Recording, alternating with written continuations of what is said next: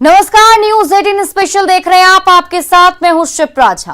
राज्य सरकार और जल संसाधन विभाग हर साल कोसी के प्रलय को रोकने का दावा करती है। इस बार भी विभाग का कहना है कि तैयारी पुख्ता है। इस बीच कोसी के पूर्वी तटबंध पर दबाव बढ़ना शुरू हो गया है। क्या है सरकारी दावों की सच्चाई, इस खास कार्यक्रम में दिखाएंगे आपको। देखिए, है तैयार हम।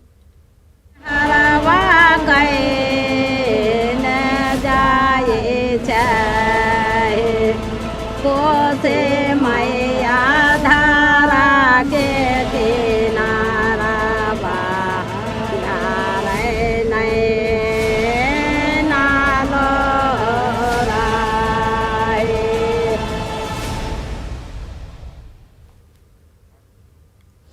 2008 में आई कुसहा त्रासदी के बाद से कोसी के तटीय इलाकों में रहने वाले लोग हमेशा डर के साए में जीते हैं। हर साल सरकार बाढ़ को लेकर तैयारियां मुकम्मल कर लेने का दावा करती है, लेकिन जिन लोगों ने कोसी का विध्वंसक रूप देखा है वो इन दावों पर भरोसा नहीं कर पाते हैं। जैसे जैसे कोसी का जलस्तर ऊपर चढ़ जाता है, लोगों के दिलों में खौफ भी बढ़ता जाता है। स्थानीय लोग कोसी मैया से प्रार्थना करते हैं। हरवा गए न जाए चाहे कोसे मैया धारा के किनारा बारे नालो राय। दया करो मैया, दया करो। हे कोसी मैया, दया करो।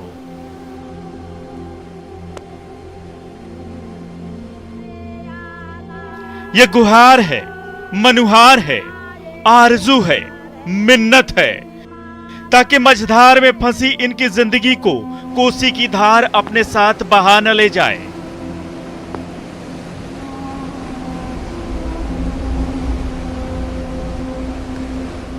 इसलिए ये महिलाएं कोसी मैया की वंदना कर रही हैं और उन्हें मना रही हैं। जहाँ पे इस कोसी अपने उफान पर हैं और गांव के लोग हों, यहाँ के इंजीनियर हों, तमाम विभाग के अधिकारी हों, कोसी को शांत करने में लगे हुए हैं, वहीं यहाँ की जो महिलाएं हैं वो आधी रात में कोसी गीत गाकर और कोसी माँ को शांत करने की एक जो परंपरा है वो देखी जा रही है। हर साल अपने साथ त्रासदी लाने वाली कोसी को मनाने की एक स्थानीय परंपरा है। बावजूद इसके कोसी मैया मानती नहीं।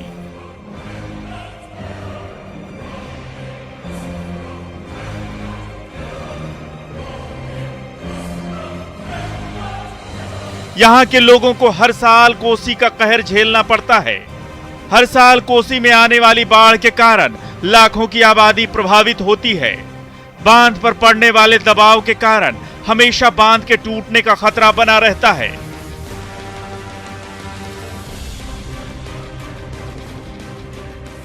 खासकर कुसहा त्रासदी के बाद से कोसी के तटीय और निचले इलाकों में रहने वाले लोग खौफ के साये में जीते हैं। 2008 में हुए कुसहा त्रासदी ने ऐसी तबाही मचाई कि जिसमें न सिर्फ लाखों लोग बेघर हुए बल्कि कोसी इलाके का भूगोल तक बदल डाला। कुसहा त्रासदी के बाद बिहार सरकार और जल संसाधन विभाग कितना सजग है और तटबंधों को लेकर के क्या कार्य कर रही है, आइए आज हम अब इसकी तहकीकात करते हैं। 2008 में कुसहा बांध के टूटने से हुई त्रासदी ने न सिर्फ लाखों लोगों को प्रभावित किया था बल्कि कोसी के इलाके का भूगोल भी बदल दिया था। इसके बाद कई बार यह सवाल खड़ा हुआ कि क्या तटबंधों की देखरेख में लापरवाही बरती जाती है या फिर बाढ़ से पहले किए गए काम सिर्फ कागजों में ही होते हैं। कोसी के कहर और बाढ़ की तैयारियों को लेकर किए जाने वाले सरकारी दावों की सच्चाई और ग्राउंड रिपोर्ट दिखाएंगे आपको। बने रहिए हमारे साथ।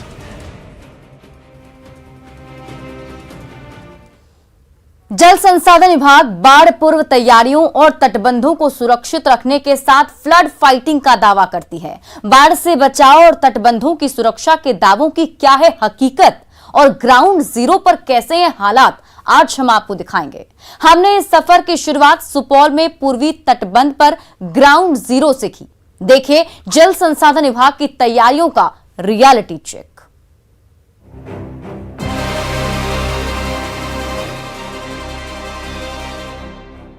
2008 का साल बिहार सरकार के लिए सबसे ज्यादा चुनौती भरा और सीख देने वाला रहा। –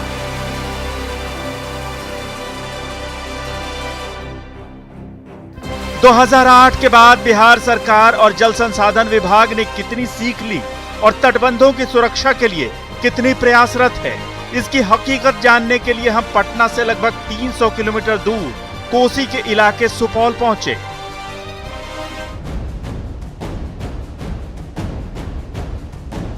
सुपौल में हमने अपनी तहकीकात की शुरुआत वहां से की जहां से भारत में पूर्वी तटबंध की शुरुआत होती है। बिहार और नेपाल के बॉर्डर पर स्थित कोसी बैराज पहुंचकर हमने ये जानने की कोशिश की कि आखिर जल संसाधन विभाग कैसे काम कर रहा है और पुख्ता तैयारियों के दावों की सच्चाई क्या है। अभी हम खड़े हैं ग्राउंड जीरो पे, मतलब कोसी बैराज पे, और आपको बताएं कि अगर भारत में पूर्वी तटबंध की जो शुरुआत है वो यहाँ से होती है, और पूर्वी तटबंध की अगर बात करें तो नेपाल में लगभग 32 किलोमीटर का जो है वो पूर्वी तटबंध है और बाकी लगभग 105 किलोमीटर वो अपने भारत में पड़ता है। तो यहाँ से शुरू होता है ये कोसी बैराज के आप जो देख रहे हैं। कोसी का पूर्वी तटबंध लगभग 125 किलोमीटर लंबा है, जिसका लगभग 25 किलोमीटर हिस्सा नेपाल में पड़ता है और बाकी 100 किलोमीटर का एरिया भारत में। 125 किलोमीटर लंबे तटबंध की देखभाल सबसे बड़ी चुनौती है, लेकिन जल संसाधन विभाग मुस्तैद है। आज का डिस्चार्ज 2,35,000 क्यूसेक है, जो बढ़ने की स्थिति में है। अभी लगातार ये बढ़ोतरी हो रहा है और कोई इस तरह का अभी सिचुएशन सब नॉर्मल है। खतरे वाली ऐसी कोई बात खतरे वाले कोई बात नहीं है। अभी कितने गेट खोले गए हैं यहाँ पे, कितने गेट? अभी जो है 32 गेट खुले हैं। 56 में 32 गेट खुला हुआ है और लगातार चौकसी और निगरानी बढ़ती जा रही है। सभी लोग सजग हैं, किसी प्रकार का कोई खतरा नहीं। ऐसा कोई बहुत मेजर नहीं है, बस माइनर कहीं कहीं जहाँ प्रॉब्लम होता है वहाँ लोग लगातार अटेंड कर रहे हैं। फ्लड फाइटिंग कार्य करा के उसको सुरक्षित कर लिया जाता है।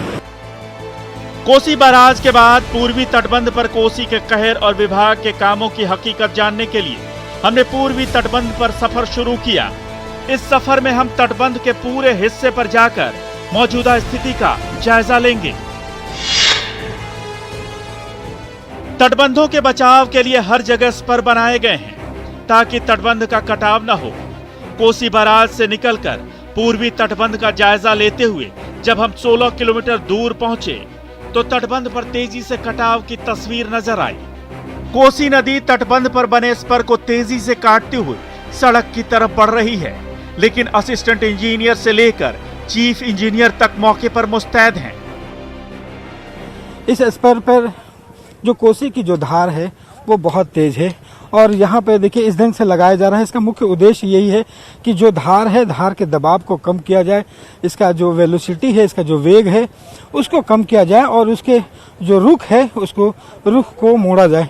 और अगर इससे हम आगे बढ़ेंगे तो ये ज़रा देखिए कि कितने बड़े पैमाने पर यहाँ पे फ्लड फाइटिंग का जो काम है वो जल संसाधन विभाग की तरफ से चल रहा है। यहाँ पे लगातार जो बोरियां हैं वो भरी जा रही हैं लोगों के द्वारा और यहाँ पे जो तेजी से कटाव हो रहा है उस कटाव को रोकने की कोशिश की जा रही है। तो ये एक पूर्वी तटबंध पर कोसी के बढ़ रहे दबाव और कटाव को रोकने के लिए अधिकारियों ने अपनी पूरी ताकत झोंक दी है। नदी की धार को कम करने के लिए पेड़ों को पानी में डालना हो या फिर बोरियों में बालू भरकर धार को तट से दूर करने की बात, इस पर तेजी से काम चल रहा है। तटबंध पर 25 किलोमीटर दूर पहुंचकर हमने मुस्तैदी की एक और तस्वीर देखी। जगह जगह बालू से भरे बोरे रखे गए हैं, साथ ही तटबंधों की मॉनिटरिंग के लिए वॉलेंटियर भी तैनात किए गए हैं।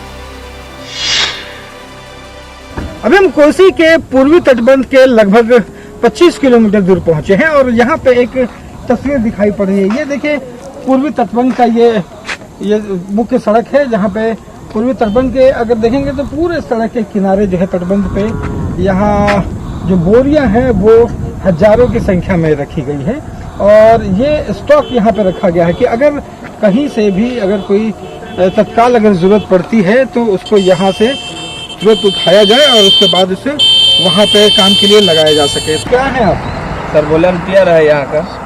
अच्छा, वॉलंटियर हैं? जी सर। तो वॉलंटियर का क्या काम है? सर यहाँ का देखभाल करना है सब स्पर को, कोई पानी उनी का दवा भी होगा तो हम आगे सूचना करते हैं। जी सर, घूमते रहते हैं हम लोग, रात को भी या दिन को भी घूमते रहते हैं सर। अच्छा सर, और किसको सूचना करते हैं? सर जैसे आपको। विभाग के काम को देखने के लिए आगे बढ़ते ही सड़क पर हमें हजारों की संख्या में रेत से भरे बोरे ने रुकने को मजबूर कर दिया। जायजा लेने पर पता चला कि यहाँ हर जगह हजारों की संख्या में बालू भरकर बोरे रखे गए हैं ताकि जरूरत के वक्त बिना देर किए कटाव तक पहुंचाया जा सके। तटबंधों की मॉनिटरिंग के लिए स्थानीय युवाओं को विभाग ने वॉलंटियर के रूप में रखा है। वॉलंटियर का काम तटबंध पर हमेशा नजर बनाए रखना है और कहीं से भी अगर कटाव की स्थिति नजर आए तो फौरन अधिकारियों को सूचित करना है।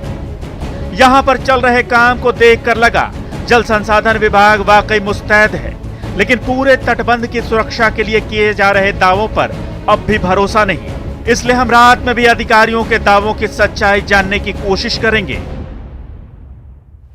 तटबंधों में दिन पर जल संसाधन विभाग की तरफ से काम होता हुआ तो दिखाई पड़ रहा है। जल संसाधन विभाग के अधिकारियों का दावा है कि यहाँ पे रात में भी गश्ती होती है और लगातार मॉनिटरिंग की जाती है। क्या सचमुच रात में भी जल संसाधन विभाग मुस्तैदी से काम करता है?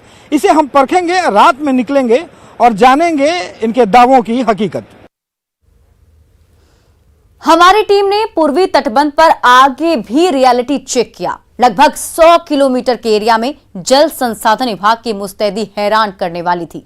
हर जगह विभाग के इंजीनियर और दूसरे आला अधिकारी मौके पर मौजूद नजर आए। तटबंध पर जिस जगह कोसी ने कटाव शुरू किया है वहां 24 घंटे काम चल रहा है। यही नहीं, फ्लड एम्बुलेंस भी बनाए गए हैं जो कटाव की खबर मिलते ही बिना देर किए मरम्मत का काम शुरू कर देते हैं। देखिए पूर्वी तटबंध के आखिरी छोर यानी 98 किलोमीटर से रवि एस नारायण की रिपोर्ट। जल संसाधन विभाग के इंजीनियर के द्वारा दावा किया गया था कि रात में भी यहाँ पे फ्लड फाइटिंग का काम चल रहा है और इसका मुआयना करते हुए अभी हम जो पूर्वी तटबंध है उसका मुआयना करते हुए पहुंचे हैं और आपको बता दें कि ये रात के 11:30 बज रहे हैं और यहाँ से पहुंचे हैं। तो यहाँ पे पहुंचते हुए हम लोगों को यहाँ पे लाइटें जो हैं वो दिखाई पड़ रही हैं और यहाँ पे कुछ लोग हैं जो दिखाई पड़ रहे हैं, लेकिन ये लाइटें किस बात को लेकर के है? क्या यहाँ पे फ्लड फाइटिंग चल रहा है?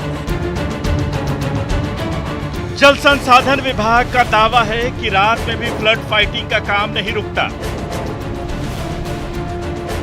दावों की हकीकत जानने के लिए हमने पूर्वी तटबंध पर रात में निकलने का फैसला किया। तटबंध पर रात में 98 किलोमीटर के सफर के बाद करीब रात 11:30 बजे हमें एक जगह ट्रैक्टर की आवाजाही और लोगों का शोरगुल सुनाई पड़ा। हमने रुककर जायजा लेना शुरू किया तो स्थिति चौंकाने वाली थी। सर यहाँ पर जो है सो बहुत ज़्यादा कटाव हो रहा था, नोज कट रहा था सर ये इस पर जो है। अच्छा जी, इसी चलते जो है सो दिन रात यहाँ पर काम चल रहा है आज 3-4 दिन से, 4-5 दिन से। तो यहाँ पे जल संसाधन विभाग के लोग काम कर रहे हैं? जी जी, सभी साहब लोग पूरा रहते हैं सर एकदम से दिन रात। अच्छा, इसलिए लाइट लगाई गई है? जी। कहाँ पे काम चल रहा है यहाँ पे? जी सर, ये आगे यहाँ पे नोज है। एक मजदूर हमें लेकर उस जगह पर जाने लगा जहां कोसी की धार ने सबसे ज्यादा नुकसान पहुंचाया है। बातों ही बातों में अधिकारियों की मुस्तैदी और काम के बारे में भी वो बताता जा रहा था। अभी हम कोसी के पूर्वी तटबंध के 0 से लेकर 98 किलोमीटर पर अभी हम खड़े हैं और यहाँ पे जो तस्वीर दिखाई पड़ रही है वो चौंकाने वाली है। और अमूमन जो आप घरों में बैठ करके जल संसाधन विभाग के या कामों को अंदाजा लगाते होंगे और आप सोचते होंगे कि सचमुच क्या काम करती है, रातों में भी काम होता है, बांध पे ऐसा होता है, लेकिन यहाँ पे अगर आप स्थिति देखेंगे तो हैरान करने वाली है। मेल ऐसा नज़ारा है। आपको बता दूं कि ये 98 किलोमीटर हम लोग चलने के बाद में, और देखिए रात के लगभग 12 बज रहे हैं और यहाँ पे देखिए, यहाँ पे जो कोसी है उसकी धार कितनी तेज है। रात के 12 बजे लगभग 100 से ज्यादा मजदूर काम में जुटे हैं। अधिकारी भी मौके पर मौजूद हैं और काम की मॉनिटरिंग कर रहे हैं। इस जगह पर कोसी ने तटबंध को बहुत ज्यादा डैमेज किया है। फ्लड फाइटिंग का काम लगातार जारी है। बोरियों में बालू भरकर किनारों को मजबूत किया जा रहा है। पूर्वी तटबंध के 98 किलोमीटर पर कोसी की धार में कटाव और यहाँ चल रहा काम हैरान करने वाला है। कोसी की तेज धार में स्पर का आधा भाग पूरी तरह कट चुका है। इसे बचाने के लिए सैकड़ों की संख्या में मजदूर लगे हुए हैं। यहाँ एग्जीक्यूटिव इंजीनियर से लेकर चेयरमैन तक मौजूद हैं और लगातार कटाव को रोकने का काम कर रहे हैं। अचानक 24 तारीख को 24/8/21 को इसमें 30 मीटर की लंबाई में इसका जो अप स्ट्रीम सैंक है, उसका सैंक और उसका स्लोप स्लिप कर गया, सिंक कर गया पानी में। उसी के प्रोटेक्शन के लिए हम लोग लगे हुए हैं। 24 आवर 3 शिफ्ट में यहाँ काम होता है।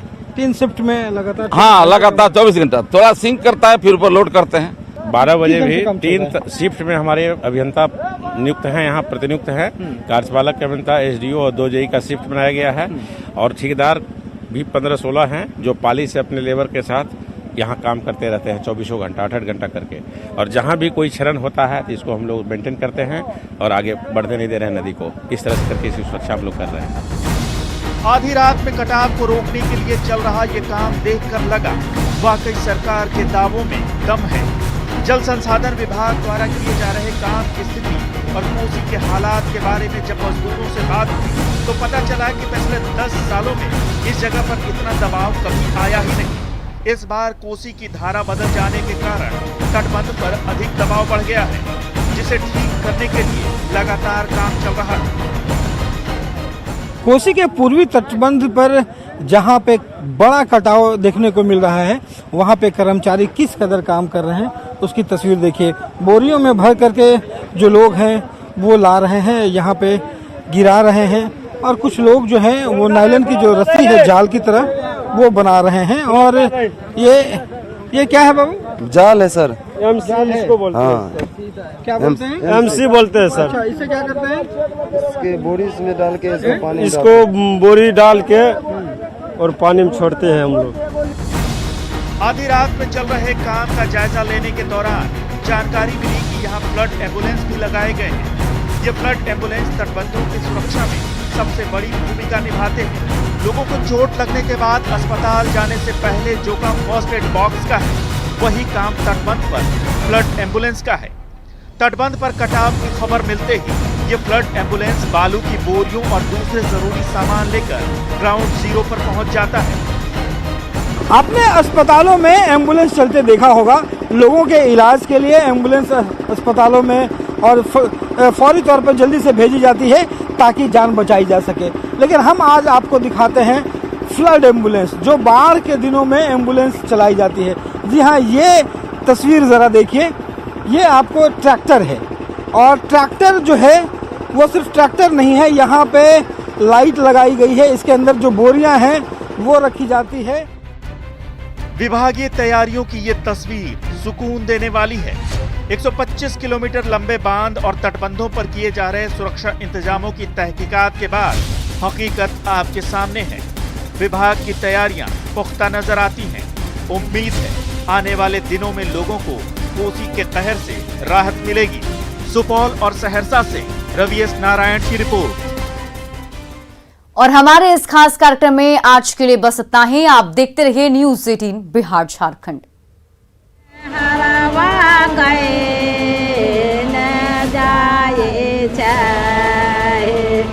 को से मैया धारा के